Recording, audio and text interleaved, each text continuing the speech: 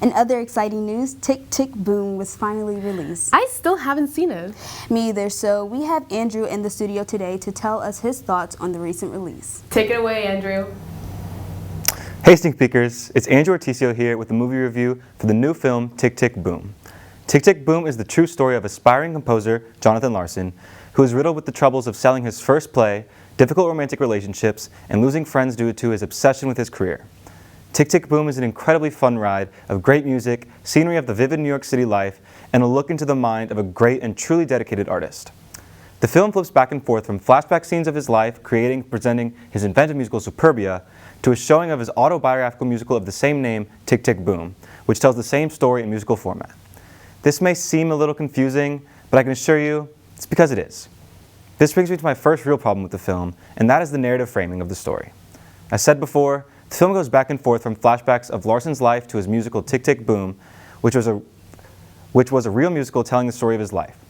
If the audience had prior knowledge of Jonathan Larson and his play Tick, Tick, Boom specifically, this would have been very easy to comprehend.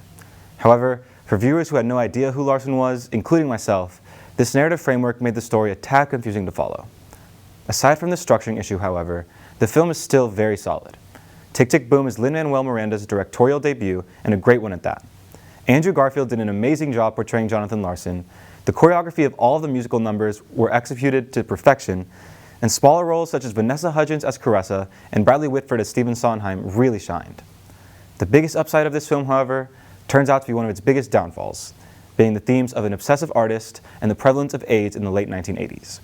These themes are extremely prevalent in the film, with Andrew Garfield's portrayal of the obsessive artist Jonathan Larson acting as the subject of the whole film, and the prevalence and impact of AIDS in the 1980s making the film a true period piece and adding an emotional connection the film desperately needed. With this being said, I finished the film wanting more. The theme of obsessive artists has been proven to have commercial success, such as Andrew Neiman in Whiplash, Nina in Black Swan, and even Mark Zuckerberg in The Social Network. What these films had in common that I believe Tick, Tick, Boom lacked was tension and intensity.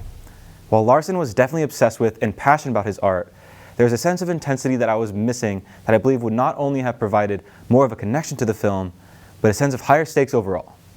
Additionally, while the inclusion of the plague of the AIDS disease in the New York community definitely contributed to a more holistic film, I still wanted more. When this theme came about, I felt a lack of personal connection to the characters affected. More development of the characters would not only have granted the film more needed emotion, but given more of an explanation of the play that made Larson famous and what most audiences recognize him by, Rent. I would feel incomplete without giving my sympathy to the family of Stephen Sondheim, who was an important figure in this film and who sadly passed away on November 26, 2021.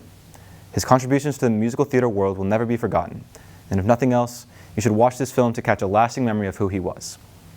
Overall, Tick, Tick, Boom was still very good, fun, and emotional, and I recommend everyone to watch it.